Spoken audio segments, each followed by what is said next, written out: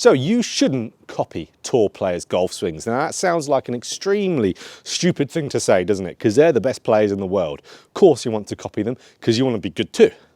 But I'm going to use two examples here which perfectly encapsulate why you should not try to copy tour players' golf swings. Now, these two examples really are from there of little technical points in golf swings that may be considered faults, but these tour players make them work. And if you don't understand how they make these traditional swing faults work and justify yourself doing these swing faults because a certain player does it, this is going to be a good one for you. So our first swing, so we're going to look at two swings here and why you shouldn't copy them, because they're ones that people always try to copy. First one, Justin Thomas. Now, why Justin Thomas? Because he's the perfect one for this, because a lot of you are trying to copy his golf swing because he's a very popular tour player. He's an extremely, extremely good golfer. So don't get me wrong here, he is absolutely amazing with a player.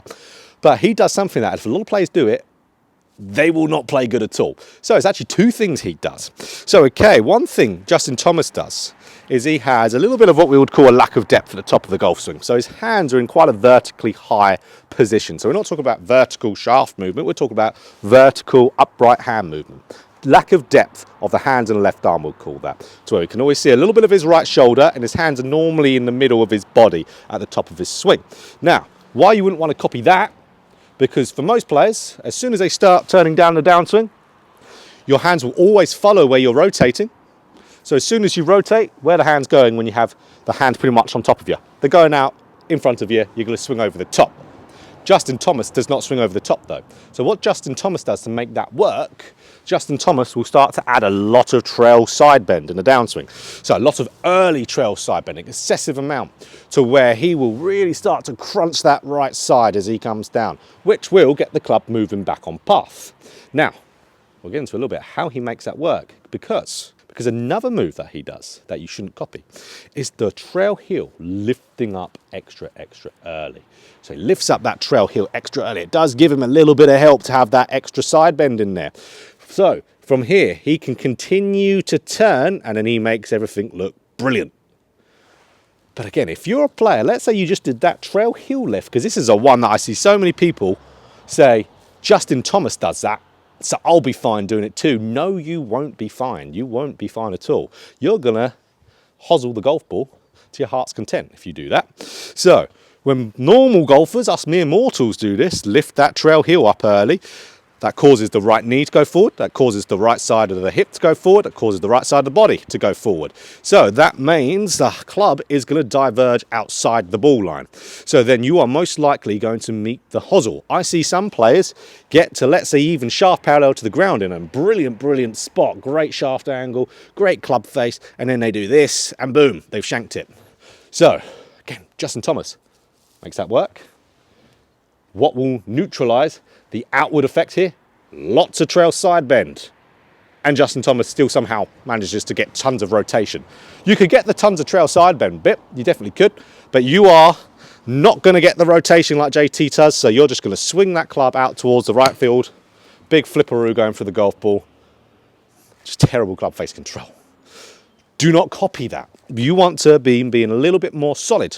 You want to be making sure that you're having that little bit more depth at the top, a little bit more than Justin has. So where the hands are a little bit deeper. So when we say deeper, more behind, I would ideally like the hands to be around ankles or maybe heels at the top of your swing. So then as you start to turn down, you can get the club on path without having to crazy side bend. And I'd want this heel to stay down, and I'd really want your trail foot to more bank rather than lift up. Because of course, with that heel staying more down, your club is going to be maintained on its path and its relationship to the ball line going through there. Of course, remember, heel moving up, right side moves forward, you can shank it. So it just keeps everything more consistent going through the golf ball. Again, top players can make that work, because what they do differently than what all of us do, the amount of practice they put in their life.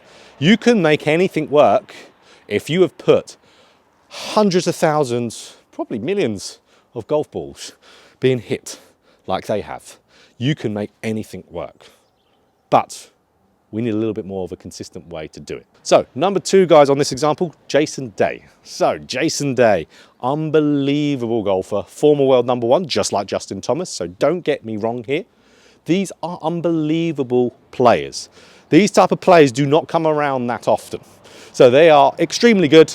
I'm not saying they're bad golfers. I'm just saying their swing is in a bit where you might not want to copy certain aspects, because you've got to understand what it's going to do to you if you do, and how they're just a little bit different with how they move their body. You know, unique, like you've got to be for a top player in the world. You've got to have unique things for you, unique traits of why you're so good. So what does Jason Day do? Okay, so Jason Day, funnily enough, what I'm going to explain, he's actually changing his golf swing right now for what he's actually doing. It's actually, I filmed a video just about this. So, okay, what is Jason Day doing? Of what not to copy? He is restricting his hip turn. Restricting his hip turn. Loads of you out there have been told this by your PGA pros. Probably 10 years ago you were told this. I doubt you'll be told this anymore, but restricting that hip turn. Jason Day, just like Justin Thomas will do. Justin Thomas doesn't restrict his hip turn, but just like Justin Thomas, Jason Day will have a little bit of a lack of depth at the top.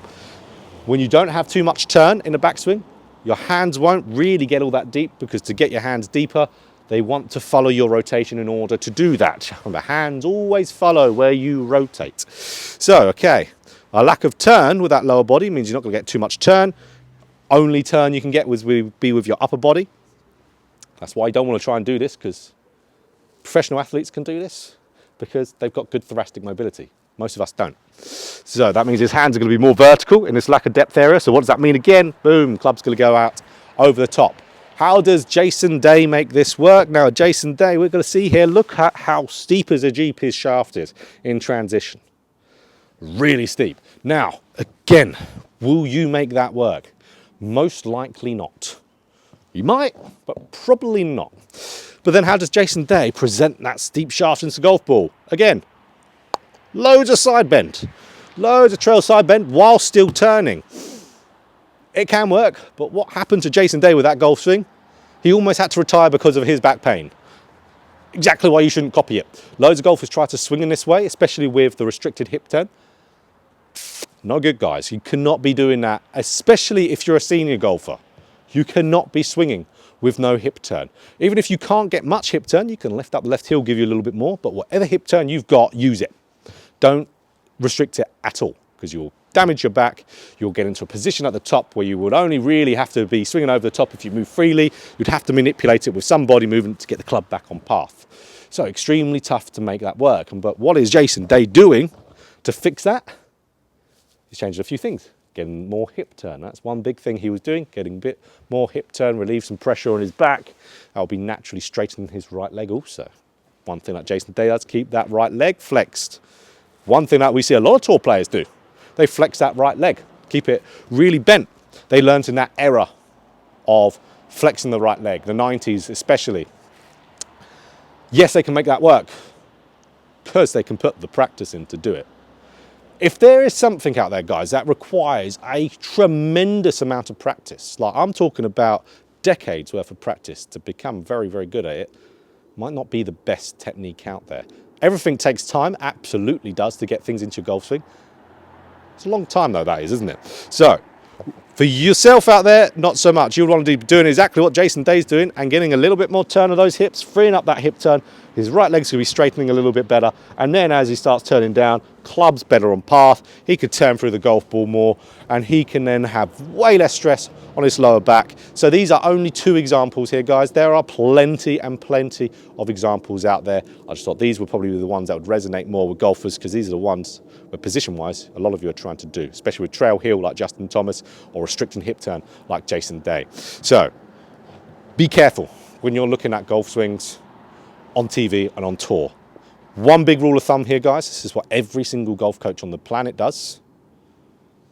Don't take into fact what the commentators say on there. If they're saying something and say, do this, pretty much always do the opposite. It's a funny way to view it.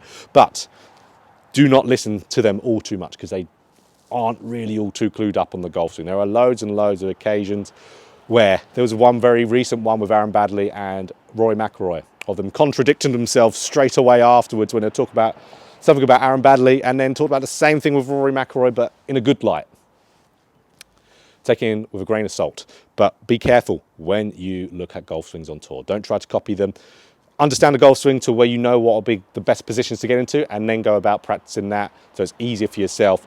We don't have time to practice as much as they do. You've got to be aware of that. So if you enjoyed this video, click that like button if you want more golf instruction just like this. Hit a subscribe button, hit a bell button too to be notified every time I put out a video.